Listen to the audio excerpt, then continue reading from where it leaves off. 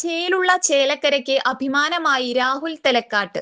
വിദ്യാഭ്യാസ മേഖലയിലെ സമർപ്പിത സേവനങ്ങളും തൊഴിലാളി അധിഷ്ഠിത വിദ്യാഭ്യാസത്തിന്റെ വളർച്ചയ്ക്കായി നടത്തിയ ശ്രദ്ധേയമായ ഇടപെടലും പരിഗണിച്ച് Kerala association for formal education and development Kamfred ഏർപ്പെടുത്തിയ അവാർഡ് രാഹുൽ തെലക്കാടിന് ലഭിച്ചു.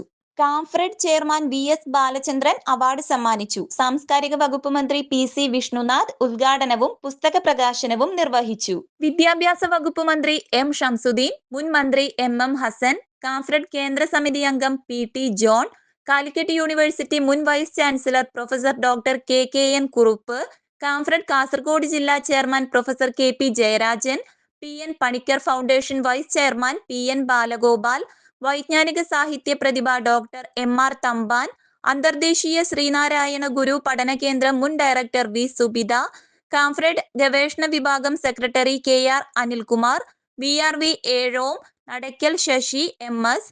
Ganesan, കെ.പി.യു. Ali, VC. Peter, പി.പി. Jayachandran, Nasruddin Alunkal, K P. സൈദരലവി, Manoj Kadambattu, എൻ.എസ്. Narayanan, Plavila Jayaram, Karipra Rajendran, Prathapan നാട്ടുവെളിച്ചം എന്നിവർ പ്രസംഗിച്ചു. News desk, anytime news.